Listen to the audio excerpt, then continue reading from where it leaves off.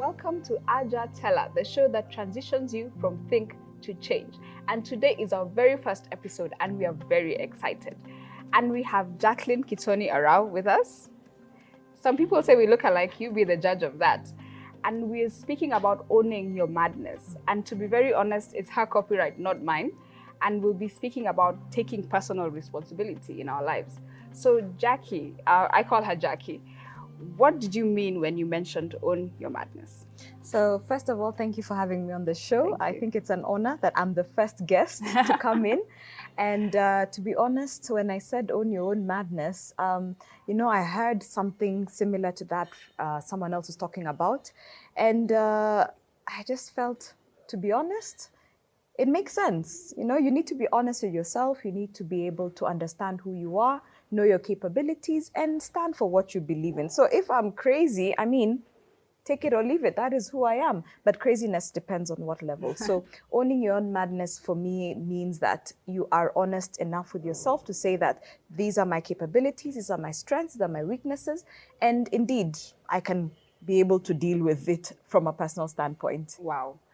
There's something that you mentioned, because when I heard the statement, I had to have a meeting with myself, and unpack that. And one of the things that really came out strongly was the aspect of personal responsibility. And maybe the first thing that we could talk about is the place of power in personal responsibility.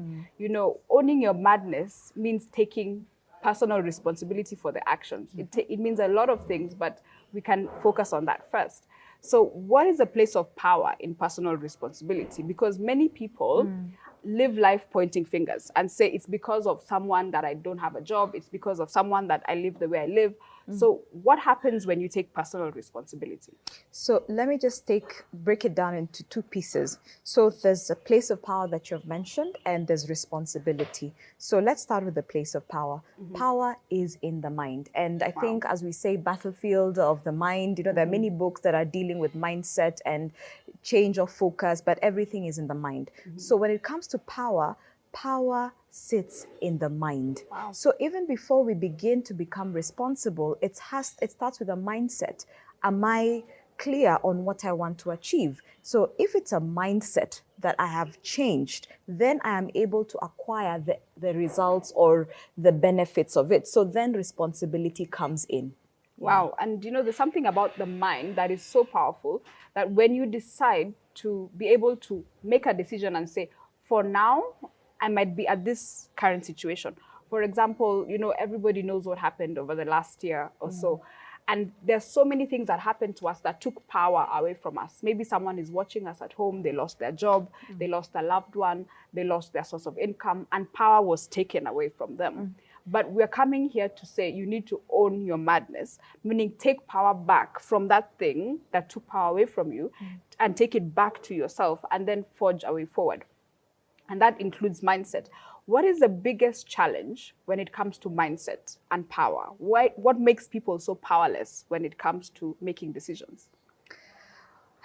It's an age-old question that sometimes takes a lot more to answer than, it's either I want to do this or I don't want to do this. I think the biggest challenge for any person who wants to make the first step is the fear of the unknown. Wow.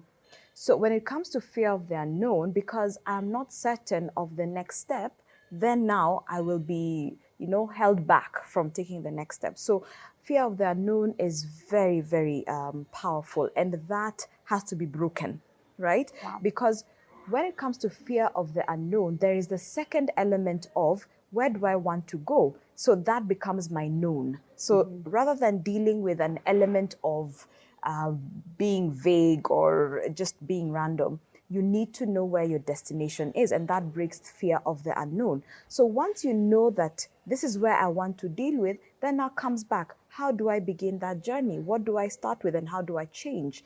And then get a way of formalizing it and beginning it. And something about formalizing is, not having a meeting and calling your friends and saying, this is what I want to do. It starts also in the mind, as I said. It's about actualizing it in my head. Having a meeting with myself and saying, you know what, Jackie, I want to be able to do X, Y, Z. So how do I do it? I've had a meeting with myself. And for me, I'll be honest enough and say, if this is something I really desire to achieve, then now I start this first step. But I've had a meeting with myself and I've formalized it and I've created a path, meaning that it's no longer unknown because I know where I want to go. So the first thing is breaking the myth of fear of the unknown. And that's now where you begin your journey. You know, you've said so many good things, but one of the things that I can just pick up and we can run with it is making the fear of the unknown transition to the known, where the goal is the known. But there's also something that we want to think about is that developing your ground zero, because sometimes life really batters us and so many things happen that are unknown. But then you get to own your madness and you take personal responsibility. So when someone is watching us at home and they wonder, how can I make sense of everything that's happening? So many things have happened and are still unknown. You know, I want to forge forward, but I don't know how this will go. So this fear, how do you literally fight the fear as an individual? Because you've made it clear that you have to have a meeting with yourself. So what stops people from meeting with themselves? You know, in Kiswahili we say, you know, kuwa na mkutano peke yako or kujita mkutano. What stops people from doing that? I think that element of not really wanting to chase after that goal. Wow. Yeah. So we want to do something, but then we don't want to do it. So let me take an example of a good diet, for instance. Everyone at the beginning of the year says that I am going to eat well.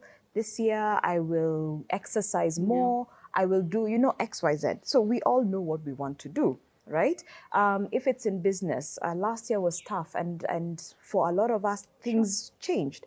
But what is it that we want to do? So you agree, okay, since I went down, these are the steps I need to do to move forward. So you start you start creating a plan. So when it comes to understanding, you know, ground zero, how do you build yourself up from there? This is now setting the game plan, saying this is step one. You break it down into bits. You know, they say if you want to eat an elephant, you eat it in bits and pieces. True. So this is the first step that I'm going to do. From there, what is the next thing I will have to do? So rather than just speaking and making it an ambition, now it is actually taking the next step and actualizing it. You know, one of the things I'm taking is that owning your badness takes hard work. That it won't come easy, but it's possible. Because when you say, let's eat the elephant in bits, it means I need to take this bit and actually do the work. Because one of the things that stops people from owning their madness and taking personal responsibility is the culture of blame. Because it's easier to blame someone. You know, if I don't progress, I'd rather blame you than take personal responsibility. So what I'm taking from that is when you own your madness, you make a personal decision to take responsibility of your own actions and your own environment and own your space. And probably even as we begin to conclude and wind up, one of the things that bears heavy on us is recovery from loss. You know, let's say, you know, we've had a really tough, say, year and a half. What will make someone who's watching us at home own their madness and take personal responsibility even after loss? You know, how can they pick themselves up and say, this is my current situation. Let's say I don't have a job now. I would want to, but I don't have it. Maybe my business went down. Maybe I'm living in a house that I probably haven't lived in before because I had to downscale. So how does that person own their madness? So for that person, the advice I would say is create your game plan, right? And once you have created your game plan, now take the first step. It's always hard. Taking the first step is actually the hardest thing someone can be able to do. So if it is, you know, you've lost a job, now what do you want to do next? The next step would be start looking at where would you like to work? Start applying, start knocking on the doors. And it's not just about delivering a CV. It's about going there and literally being in someone's face, you know, and say, hi, remember me? I came, da, da, da, da, da, you know, but being persistent. There's that saying, persistence wears out resistance. Wow. Same case even when it comes to business, you know, re-strategize. See, so this didn't work for me this time round. What do I need to do? Which products can I sell? Which channels should I go in? Is there a new area that I can be able to open up in? Could I go online? Could I be able to try a different, you know, business altogether? But I would always say, create a game plan, and take the first step. And once you take the first step, when you have faith and you have, a surrounding or a group of people who can support you, then for sure you'll be able to move to the next step. So first step, game plan. Take the first step and have a support system that will be able to take you to the next level. Thank you. Thank you so much. She is my sister, but she has so much wisdom, and we could go on and on. And even as we conclude, and the parting shot on my end would be, owning your madness takes personal responsibility. So don't shy away from taking responsibility and saying that I'm not where I should be, but from today onwards, I take back the power that has been taken from me, and I can now move forward. What's your parting shot? So for me, I think my parting shot is have a game plan. Have a game plan and take the first step. Once you have done that, things will fall into place because you already have the ambition and the goals to get to where you need to do. You've demystified the unknown. So make the unknown known and start your journey. So that is my parting shot for now. Wow. Yeah. So we keep this conversation alive. Some of the things we have talked about are in the book, Secrets of the Race. I think she has her copy as well. Yay. So get the book. The contacts are on the screen. It'll be on Amazon as well. Thank you so much and have a good evening. Thank you.